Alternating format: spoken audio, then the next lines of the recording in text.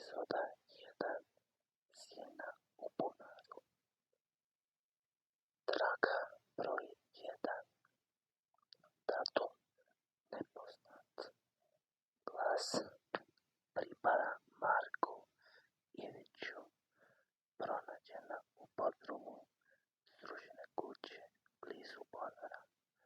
Marko zvuči umorno, kao čovjek koji je predugo gledao u sunce ili u nešto puno tamno. Kažu da voda pamti, ali u mračnoj tragi voda ne pamti samo lica, ona ih grade. Moja kći, malena Ema, nestala je 14. kolovoza. Policija je rekla šuma, susjedi su rekli vukovi, ali ja sam znao naš stari bunar iza kuće, onaj koji je moj djed sazidao prije 40 godina.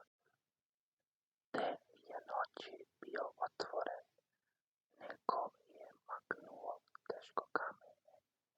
Iznutra nije dolazio miris vlage, nego miris nečeg starog, suhog i zaboravljenog. Prvi 7 dana nisam spavao. Sjedio sam na rubu tog kamenog grla. Dozivao sam dok mi grlo nije pokravarilo. A onda 7. noći, kad je mjesec toliko bio tanak da je izgledao kao ožiljak na nebu, začuo sam to. Tata! Bio je to šapat, jedva čujan, kao kad vjetar prođe kroz suho lišće. Došao je iz dubine bunara. Bunar je dubok 30 metara, davno presušen. Bacio sam svetiljku dole. Snop svetla je udarao u dno, ali tamo niko.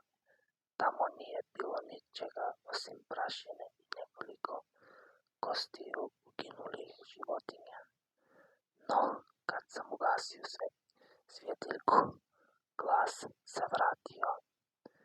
Tata, hladno mi je, donesi mi lutku.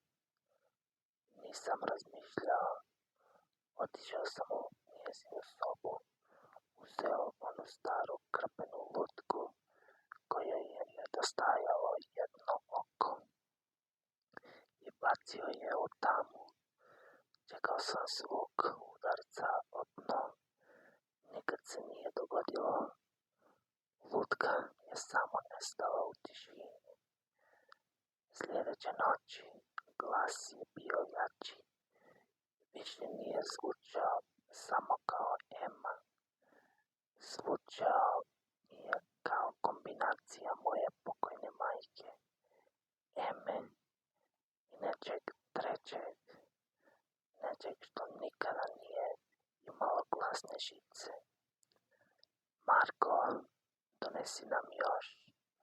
Gladni smo sjećanja.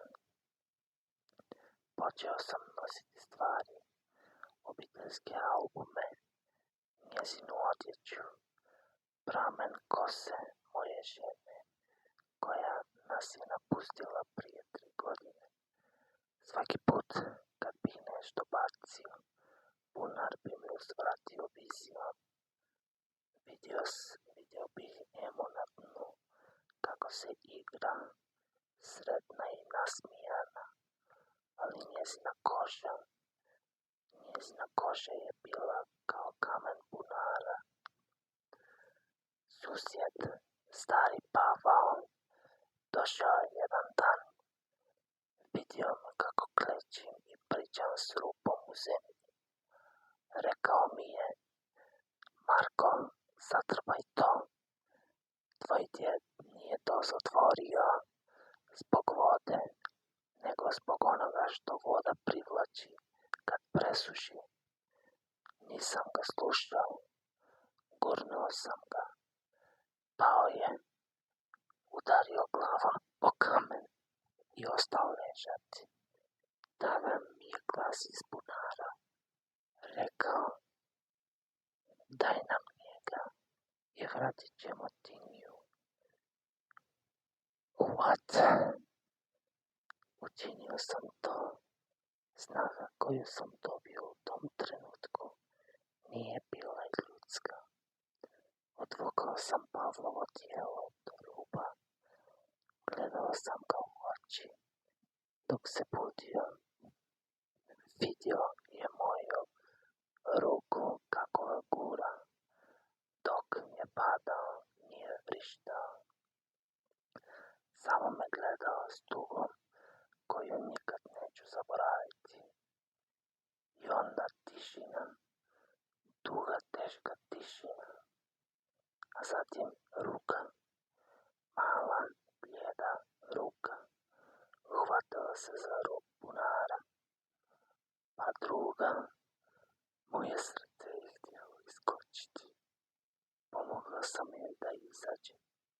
Bila je to Ema, moja Ema. Ali kad se uspravila na mjesečinu, vidio sam je. Nije imala oči. Umjesto očiju imala je dve duboke, crne rupe iz kojih je kapala bistra hladna voda. Zagrlila me, a njezino tijelo je bilo hladnije od leda. Šapnula mi je na uho: hvala, tata, sad nas je dvoje unutra. Sad sjedim u kući, Ema je u drugoj sobi. Čujem je kako struže noktima po podu. Svaki put kad prođe pored ogledala, u njemu se ne vidi ona, vidi se Pavao. A ja čekam da se bunar ponovo oglasi, jer znam da će tražiti još. I znam da ću mu dati bilo koga, samo da me ne ostavi samog u ovoj tišini. Traka završava ovdje. Na poleđini kutije piše samo jedna reč: glad. Idem provjeriti bunar iza ove stare arhive. Čuo sam nešto što zvuči kao voda, nego cijevi ne rade godinama.